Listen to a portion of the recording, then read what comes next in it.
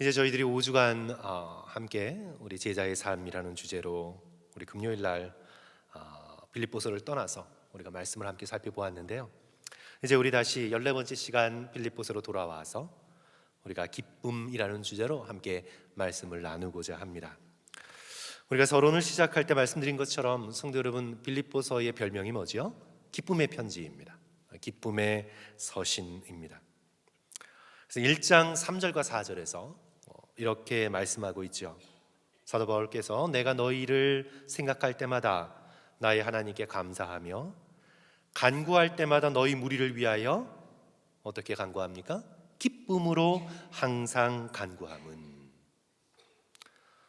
간구할 때마다, 기도할 때마다 걱정과 염려와 슬픔과 비탄으로 기도한 것이 아니라 간구할 때마다 사도 바울의 마음 중심 가운데 무엇이 놓여 있었습니까? 기쁨이 놓여 있었습니다. 기도할 때마다, 엎드릴 때마다, 무릎 꿇을 때마다 기쁨이 그 마음 속에 있었습니다. 그래야 사도 바울께서는 기쁜 마음으로 빌립보 교인들을 주님 앞에 올려드리며 간구합니다. 지금 현재 사도 바울의 처지는 어떻습니까? 감옥에 갇혀 있습니다. 언제 죽을지 모릅니다. 믿음의 동료들에게는 오해받고 있습니다. 심지어 같은 복음 전도자들에게는 비웃음을 당하고 있습니다. 그러나 그런 와중 가운데서도 사도 바울의 마음은 오직 그리스도께 얹혀져 있기 때문에, 전파되는 것은 그리스도이기 때문에 사도 바울은 기뻐한다고 선언하고 있습니다. 그것이 1장 18절의 말씀이지요. 그러면 무엇이뇨? 외모로 하나 참으로 하나 무슨 방도로 하든지 전파되는 것은 누구입니까? 그리스도니 내가 기뻐하고 또한 기뻐하리라. 내가 기뻐하고 또한 기뻐하리라. 우리의 기쁨은 자기 중심이 아니라 그리스도 중심이 될 때에 비로소 기뻐할 수 있는 능력을 얻습니다. 죽음의 위협 앞에서도 빌립보 성도들의 믿음의 성장을 위해서 얼마든지 자신의 목숨을 희생할 수 있음을 생각하며 사도 바울은 기뻐합니다. 2장 17절 18절 말씀이죠. 만일 너희의 믿음의 재물과 봉사 위에 내가 나를 관제로 드릴지라도 어떻게 해요? 나는 기뻐하고 너희 무리와 함께 기뻐하리니 이와 같이 너희도 기뻐하고 나와 함께 기뻐하라.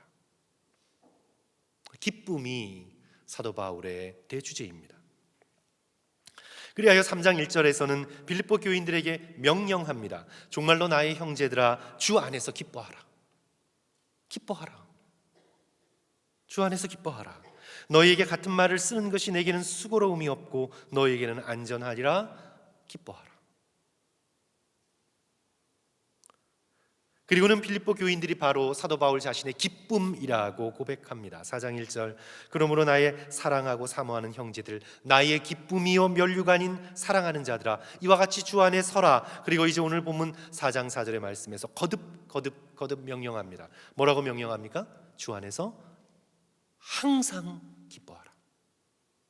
내가 다시 말하노니 기뻐하라. 항상 기뻐하라.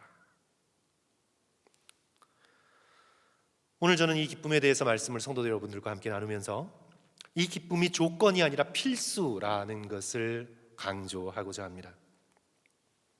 기쁨이 만약 조건이라면 조건의 지배를 받는 거죠. 환경에 따라 기뻐하거나 기뻐하지 않든지 환경에 따라 기뻐하고 안 하고가 달려 있는 것입니다. 환경의 조건이 걸려 있으니까. 그것이 바로 세상의 기쁨입니다. 세상의 기쁨은 언제나 조건적입니다. 좋은 일이라고 생각되는 일이 있으면 기뻐하고 조금 문제가 있으면 좌절하고 낙담하고 실망하고, 그래서 그 슬픔과 그 좌절을 어찌할 줄 몰라 다른 사람을 비난하고 핑계대고,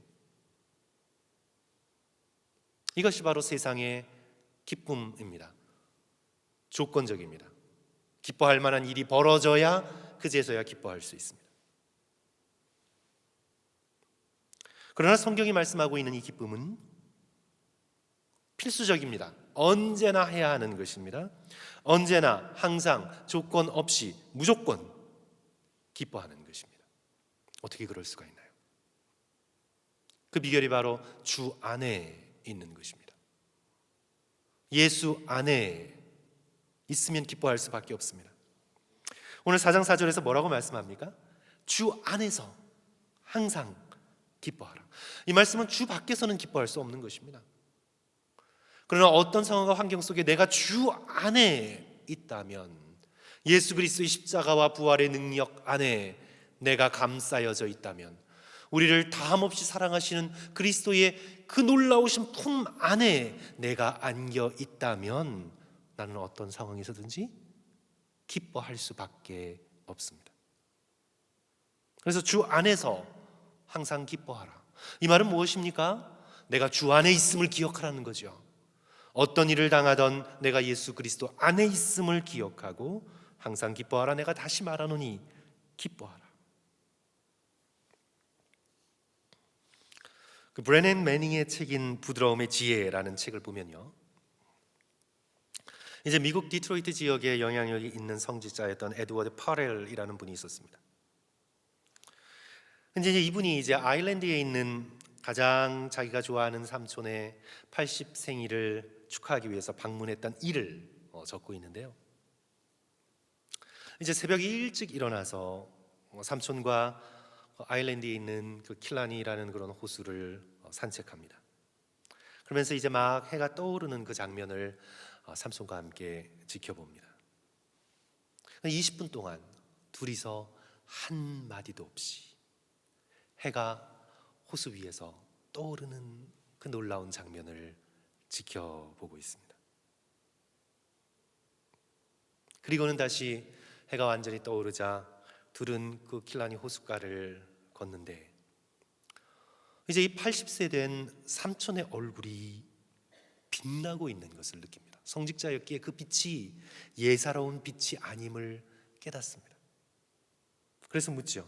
스위머스 삼촌, 너무나 행복해 보이네요. 뭔가 좋은 일이 있으세요? 그때 삼촌이 눈에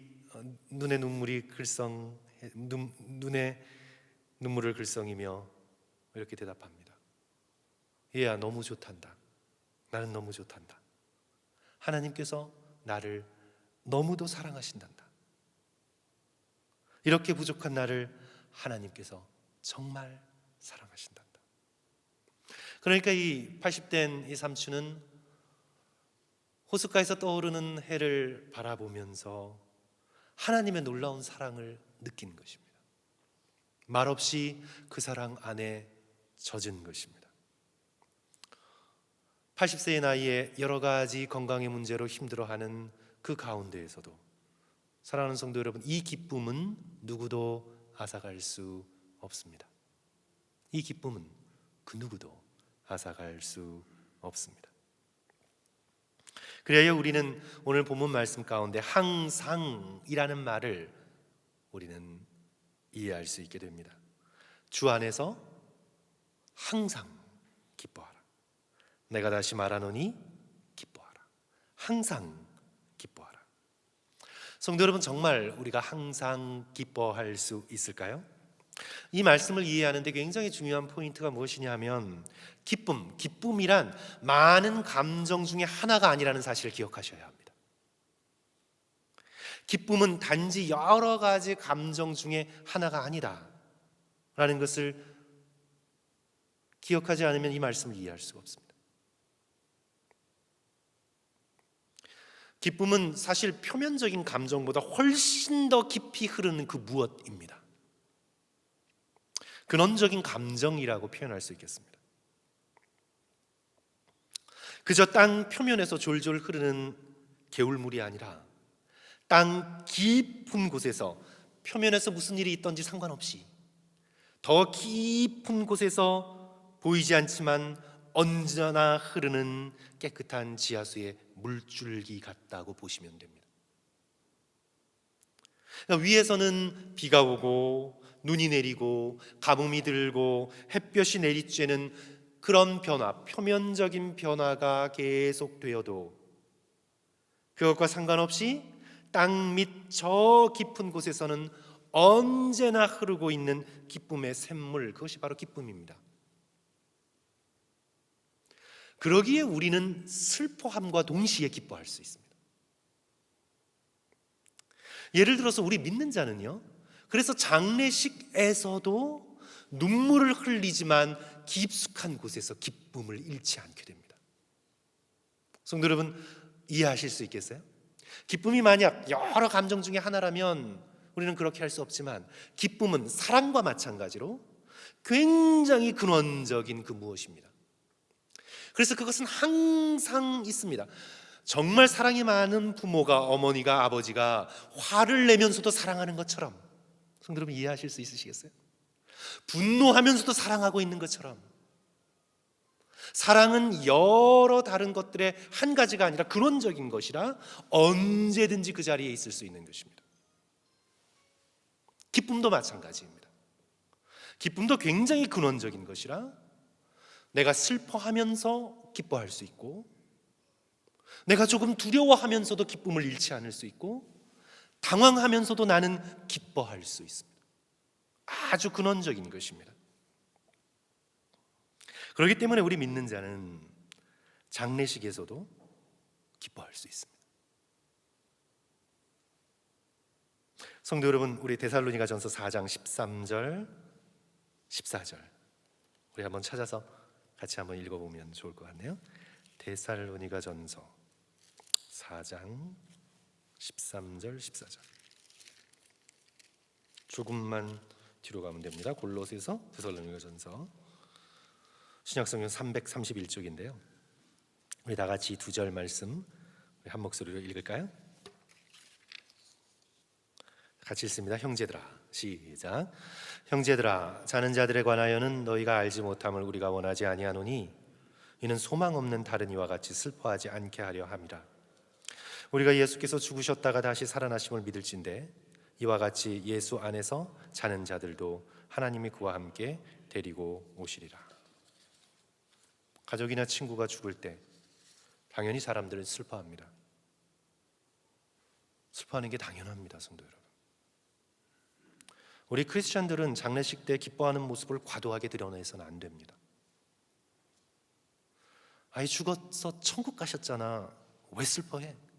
이렇게 장례식장에서 그렇게 말하면 안 되죠.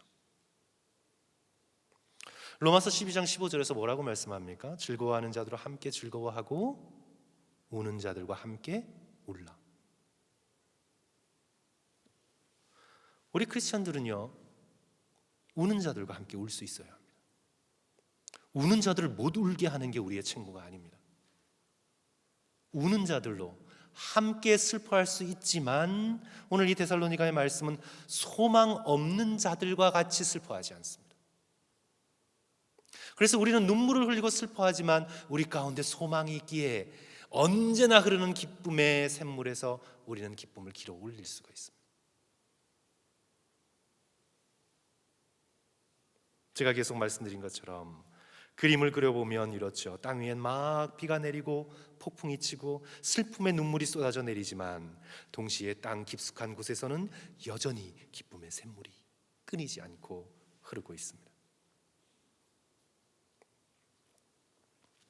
기쁨은 우리 인생의 방향성을 확실히 알 때 얻게 됩니다.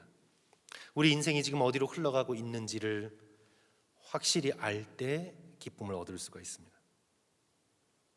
빌립보서가 왜 기쁨의 서신입니까? 빌립보서가 기쁨의 서신인 이유는 믿는 자들의 그 끝을 확실히 알고 있기 때문입니다. 아무리 빌립보 교인들이 연약해 보여도 사도 바울께서 빌립보 교인들을 바라보면서 아이고 저 골칫덩이, 문제덩어리 이러는 게 아니라 그 성도들의 마지막 되어질 모습을 예수 그리스도 안에서 확실히 알고 있기 때문에 성도들을 바라보면서 기뻐할 수밖에 없습니다.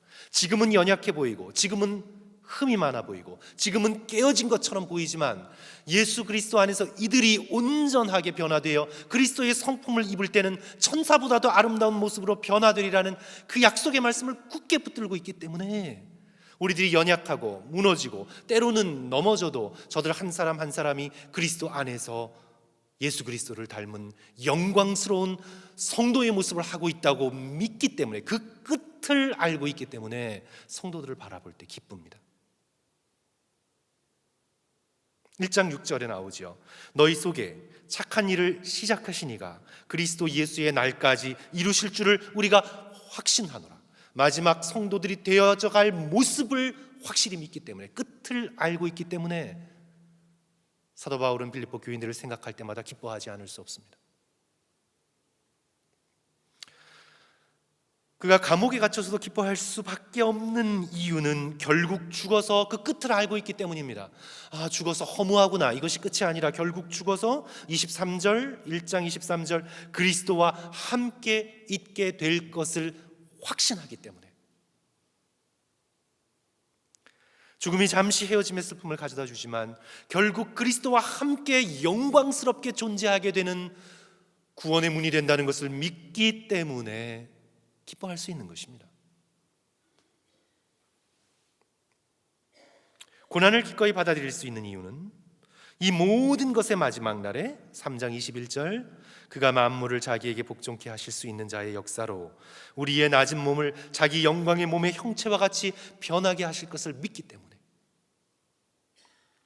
한마디로 우리 인생의 드라마, 역사의 드라마, 우주의 드라마가 비극이 아니라 해피 엔딩임을 믿기 때문에 항상 기뻐할 수 있는 것입니다.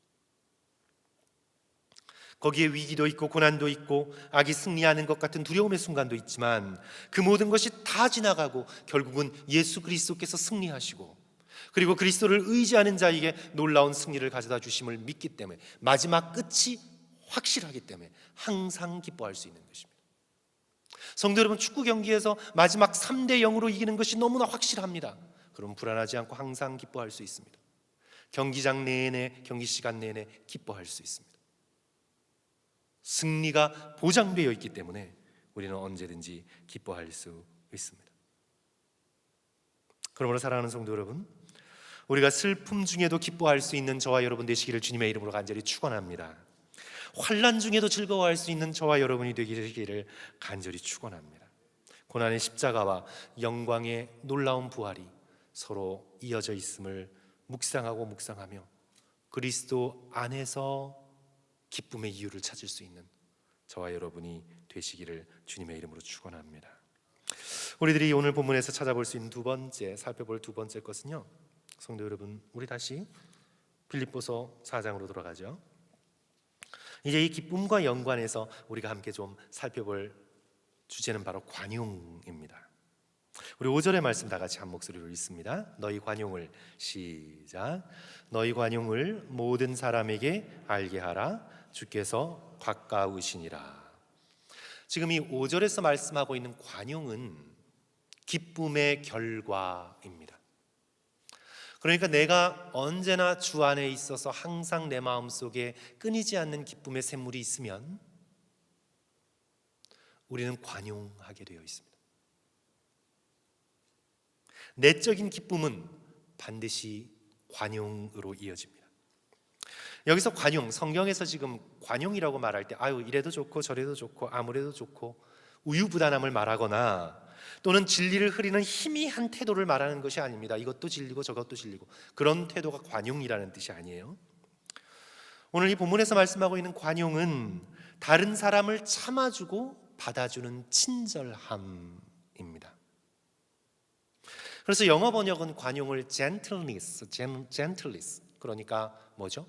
친절함이라고 번역을 했습니다.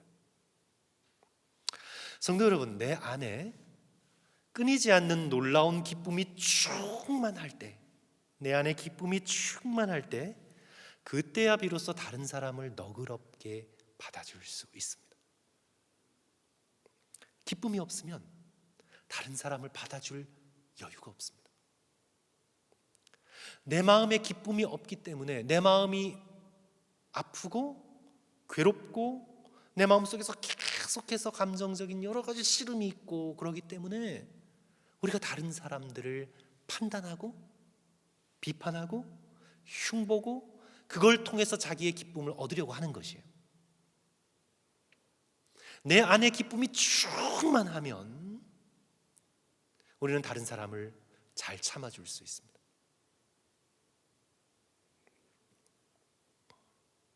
빌립보서를 읽으면서 참 놀라운 것은 사도 바울이 감옥에 갇혔는데 그 사실을 고소해하고 좋아하는 사람들이 있습니다.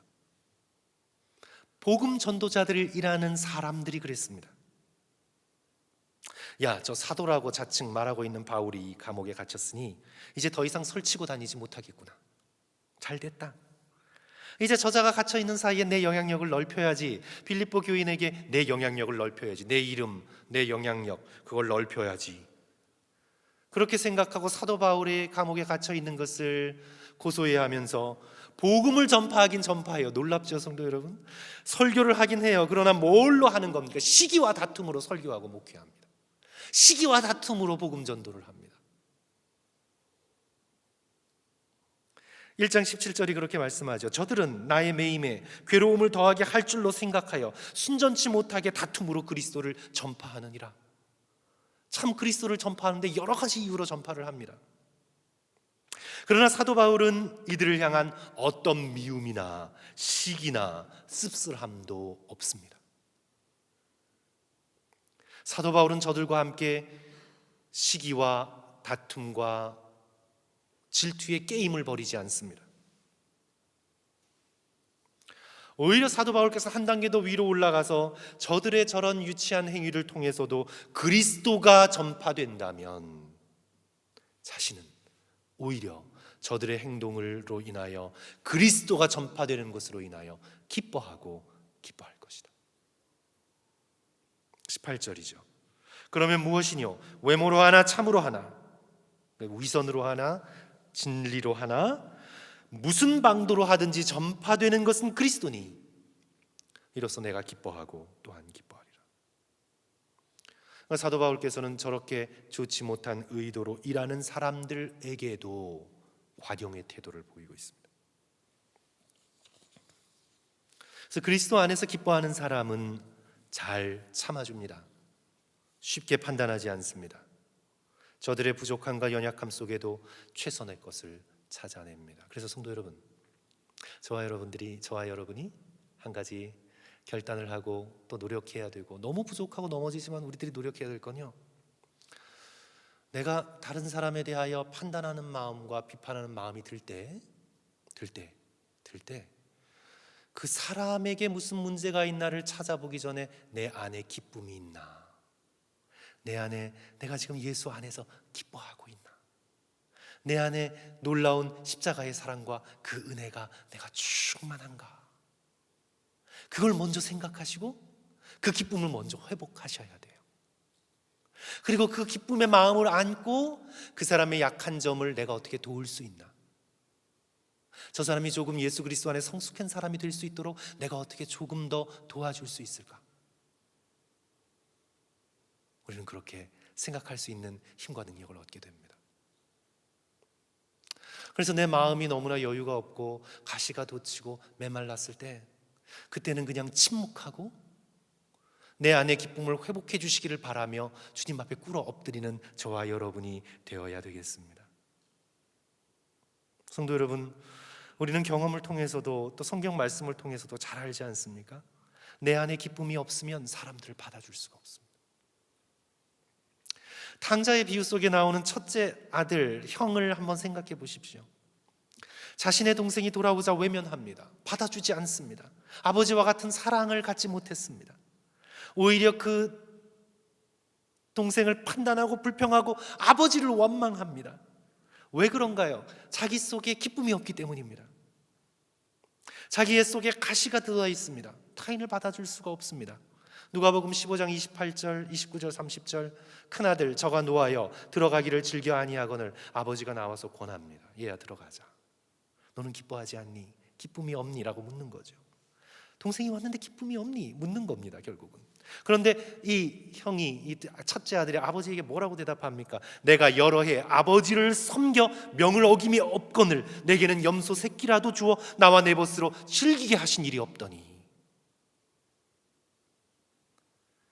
아버지의 살림을 창기와 함께 먹어버린 이 아들이 돌아오매 이를 위해 살찐 송아지를 잡으셨나이다. 첫째 아들은요, 아버지의 집에서 일하면서 계산의 마음으로 일했습니다. 일하면서 아버지를 향해 꽁한 마음을 품고 있었습니다. 아버지가 나에게 해준 건 뭐야? 내가 무엇을 얻지? 내게 염소 새끼 한 마리도 해줬나? 아버지의 집에서 일하면서 마음에 기쁨이 없었습니다. 그러니 죽었다가 되살아온 동생을 보고 관용할 수가 없습니다. 성도 여러분, 기쁨이 없으면 우리는 절대 친절할 수 없습니다. 우리는 기쁨이 없으면 절대 다른 사람을 품을 수가 없습니다. 그래서 성도 여러분, 우리가 다른 어떤 것보다 우리의 예수 그리스도 안에 있는 기쁨이 다른 사람을 받아주고 참아주고 품어주는 기쁨으로 나아갈 수 있기를 주님의 이름으로 간절히 축원합니다. 우리 성도들의 과제이자 또한 저의 과제이기도 합니다. 이제 성도 여러분, 관용에 대해서 우리가 한 가지 더 좀 생각해 볼 것은, 이 관용이라는 이 말씀이 흐름상 굉장히 중요한 위치 속에 놓여 있습니다. 이제 성도 여러분, 여기 보십시오. 오늘 본문의 말씀, 이 4절의 말씀은 사도 바울의 기뻐하라라는 기쁨의 명령으로 시작했습니다. 그래서 내가 주 안에서 기뻐하면 다른 사람을 향해 관용의 태도를 가지게 되죠. 그렇죠? 관용의 태도, 품는 태도, 받아주는 태도, 친절한 태도를 가지게 돼요. 그리고 이 관용이 이제 무엇으로 연결이 되냐 하면 이 7절 말씀에 따르면 평안으로 연결이 됩니다. 마음의 평강으로 연결이 됩니다. 그래서 4절, 주 안에서 항상 기뻐하라, 내가 다시 말하노니 기뻐하라. 그래서 이렇게 기뻐하게 되면 5절, 너희 관용을 모든 사람에게 알게 하라, 관용으로 이어지고, 그리고 7절, 그리하면 모든 지각에 뛰어난 하나님의 평강이 그리스도 예수 안에서 너희 마음과 생각을 지키시리라. 물론 직접적으로는 이 7절의 말씀이 6절, 염려하지 않고 기도하고 간구하고 감사하는 것과 연결이 되지만, 그러나 또한 이 말씀의 흐름을 잘 살펴보면 우리의 관용하는 태도는요, 우리의 마음의 평강으로 연결됩니다. 성도 여러분, 우리가 사람들을 향해 조금 손해보는 마음을 가지고 품고 참고 관용하고 인내하고 친절할 때 우리의 마음이 평강을 얻습니다. 그래야 우리의 마음이 편해요. 성도 여러분, 우리가 계산하고 따지고 평가하고 비판하고 의심하고 손해 하나 보지 않으려고 그렇게 하면요, 순간적으로는 뭔가 내가 손해 보지 않은 것 같지만 결국 성도 여러분, 우리 마음에 평강이 없습니다. 우리 마음에 평안이 없어요.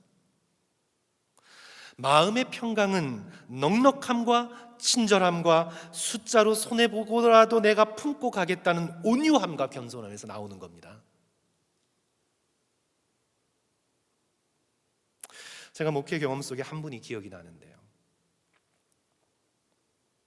이분은 폭로성 글을 쓰는 취미가 있는 분이세요. 그러니까 이렇게 글이 남을 안아주고 품어주고 치유하고 사랑하고 참아주는 글이 아니라 이 글 자체가 폭로성 글, 다른 사람들의 이렇게 뒤를 밟아서 이렇게 좀 폭로하는 글, 이런 글을 쓰는 취미가 있는 분이세요. 그래서 이 교회 저 교회에 다니면서 교회를 다니지만 그 교회를 다니는 목적 또한 그 교회에 뭔가 문제가 있나, 폭로할 만한 문제가 있나, 이런 것을 탐색하고자 하는 의도가 많았습니다. 그래서 교포신문이나 주간지에 자극적인 기사를 쓰는 분으로 알려져 있었습니다. 저도 내용은 기억나지 않지만 그분의 칼럼이나 글을 읽을 때 굉장히 날카롭고 가시돋치고 의심과 모함과 부정적인 루머성 이야기여서 읽고 나면 마음이 많이 불편했습니다. 그런데 이제 이분이 인생의 마지막을 정리해야 되는 순간이 왔습니다. 죽음이 현실로 다가왔습니다. 그런데 죽음 앞에서 마음의 평강이 없습니다. 정말 많이 괴로워하고 불안해하고 소리 지르고 간호원들을 많이 힘들게 하고 의사를 힘들게 해서 평강이 없습니다. 마음에. 성도는 왜 그럴까요? 여러 가지 이유가 있겠지만 자신이 사람들에게 관용하지 못하기에. 사람은 자기의 마음의 창을 가지고 하나님을 바라보지 않습니까? 그렇다면 과연 하나님께서 나에게 친절하실까? 의심과 두려움이 있는 거죠. 성도 여러분, 우리는 우리가 품고 있는 마음으로 하나님을 봅니다. 우리가 품고 있는 마음의 거울로 하나님을 보게 돼 있어요. 그래서 우리가 사람들에게 관대하고 관용하고 참아주고 넉넉한 마음으로 품고 살면 우리는 그 마음으로 하나님을 보게 되기에 우리가 곧 죽어서 만나게 될 하나님도 우리에게 관용하시고 우리에게 넉넉하시고 우리를 용서하시고 우리를 품어주실 것이라는 믿음을 가지고 확신을 가지고 그것이 평강으로 이어지게 됩니다. 그런데 내가 사람을 대하면서 항상 까다롭고 항상 비판적이고 항상 날카롭고 항상 의심하고 항상 뒤를 캐고 항상 부정적인 것만 생각하면 이제 하나님께서도 나에게 그렇게 하실까 봐 얼마나 불안하겠어요. 얼마나 불안하겠어요, 성도 여러분. 하나님께서 만약 우리에게 비판거리를 찾아내시고 하나님께서 우리의 숨은 의도를 드러내셔서 그것으로 심판하시고 하나님께서 모든 잘못들과 의도를 다 들추어내셔서 그 모든 것에 분노를 쏟아놓으시고 하나님이 마치 내 마음처럼 그렇게 대하실까 봐 불안하여 어떻게 죽음을 맞이할 수 있습니까? 불안하여 어떻게 주님 앞에 설 수가 있습니까? 그래서 이 5절의 말씀은 의미심장합니다. 너희 관용을 모든 사람에게 알게 하라. 주께서 가까우시니라. 주께서 가까우시니라. 너희도 예수 그리스도를 곧 만나야 하는데 예수 그리스도께서 너희들에게 관용을 베푸시고 친절을 베풀길 원하시거든 너희도 사람들을 관용하고 친절하라고 명령하고 있는 것입니다. 그러므로 사랑하는 성도 여러분, 우리 다시 한번 우리의 마음에 예수 그리스도께서 주시는 기쁨을 가득 품고 서로서로 관용하고 친절하고 넉넉하시기를 주님의 이름으로 간절히 축원합니다. 이제 마지막으로 살펴볼 것이 성도 여러분 뭘까요? 6절 염려입니다. 우리 6절 다 같이 한 목소리로 읽습니다. 아무것도 시작. 아무것도 염려하지 말고 다만 모든 일에 기도와 간구로 너희 구할 것을 감사함으로 하나님께 아뢰라. 아무것도 염려하지 말고 아무것도 염려하지 말고 아무것도 다만 모든 일에 기도와 간구로 너희 구할 것을 감사함으로 하나님께 아뢰라. 우리를 기뻐하지 못하게 만드는 가장 큰 장애물은 염려입니다. 염려가 우리 마음밭에 뿌려지면 그 다음에 기쁨을 빼앗아갑니다. 염려의 씨앗이 마음밭에 뿌리 내리면 우리는 기뻐할 수가 없습니다. 예수님의 비유 가운데 아주 생생한 비유가 씨 뿌리는 자의 비유 아닙니까? 거기 보면 가시떨기에 뿌려진 씨가 나오는데 열매를 맺지 못합니다. 가시떨기에 뿌려진 씨, 생명의 씨앗이 뿌려져도 이미 마음밭에 가시떨기 나무가 이미 뿌려져서 싹을 틔우고 덤불을 만들었기 때문에 기쁨의 씨앗이, 말씀의 씨앗이, 천국의 씨앗이 뿌려져도 열매를 맺지 못합니다. 마가복음 4장 18절 19절입니다. 또 어떤 이는 가시떨기에 뿌려진 자니 이들은 말씀을 듣기는 하되 세상의 염려와 재물과 유혹과 기타 욕심이 들어와 말씀을 막아 결실하지 못하는 자요. 마치 염려가 가시떨기처럼 천국의 열매가 자라는 것을 방해하는 것입니다. 사랑하는 성도 여러분, 염려는 기쁨의 열매를 방해합니다. 우리 마음밭에 염려가 떨어지면 그 염려를 제거하지 않고 마음속에 간직하여 그대로 계속 하루, 이틀, 3일 염려하고 그것이 우리의 평생의 습관이 되면, 걱정하는 것이 우리의 습관이 되면, 계획이라는 이름으로 염려하는 것이 우리의 습관이 되면 우리는 절대로 기뻐하고 관용하고 관대할 수가 없고 늘 사람을 의심하고 손해와 득실을 따질 수밖에 없습니다. 성도 여러분, 그렇게 되면 어떻게 됩니까? 염려가 씨앗으로 뿌려져 뿌리 내리고 자라서 가시덤불이 되어서 내 마음밭에 수북이 쌓이면 그러면 어떻게 됩니까? 마음의 평강을 잃습니다. 평강을 얻을 수가 없습니다. 그래야 우리 믿음의 백성들은 염려의 씨앗이 마음에 뿌려졌을 때, 상황으로 인해서 염려의 씨앗이 마음에 뿌려졌을 때 우리는 즉시 그것을 주워 마음 밖으로 내던져야 합니다. 그렇게 하는 비결이 오늘 본문 말씀에서 무엇이라고 말씀합니까? 아무것도 염려하지 말고 다만 모든 일에 기도와 간구로 너희 구할 것을 감사함으로 하나님께 아뢰라. 성도 여러분, 쉽게 우리가 모든 걸 단정 지을 수는 없지만, 성도 여러분, 염려하는 사람은 기도하는 사람이 아닙니다. 우리가 순간적으로 염려할 수밖에 없지만, 그러나 결국은 기도와 간구로 염려의 씨앗을 던져냅니다. 진정으로 하나님 앞에 기도하는 사람은 염려라는 씨앗을 던져냅니다. 그리고 하나님께 맡깁니다. 그리고 기뻐합니다. 그리고 감사합니다. 믿음의 사람은 염려가 내 마음속에 뿌리 내리지 않게 합니다. 염려가 가시덤불이 되어 내 마음 한복판을 차지하도록 그렇게 내버려 두지 않습니다. 기도와 간구로 뿌리를 뽑아버립니다. 던져버립니다. 우리는 진정 기도하는 사람, 진정 간구하는 사람은 염려하지 않게 됩니다. 또한 여기서 이제 한 가지 더 우리가 힌트를 얻게 되는데, 기도와 간구를 하되 너희 구할 것을 어떻게 아뢰라고요? 감사함으로. 여기 이제 감사가 들어가죠. 염려는 없는 것에 초점을 맞추잖아요, 성도 여러분. 염려는 없는 것에 초점을 맞춥니다. 그런데 감사는 이미 주신 것에 초점을 맞춰요. 그래서 예를 들어 내가 사업을 하다가 지금 손해를 보았습니다. 그러면 염려는 그 손해에만 초점을 맞추죠. 지금 내가 없는 것, 잃어버린 것, 아니 이거 어떻게 이런 손해를 보다니 어떻게 하나. 염려는 이런 잃은 것에만 관심을 가집니다. 그러다가 이제 염려하고 걱정하며 하나님을 원망하는 자리까지 이르게 됩니다. 그런데 감사는 어떤 거냐 하면, 감사는 그 순간에 없는 것보다는 이미 주신 것에 초점을 맞춰요. 없는 것이 아니라 이미 주신 것.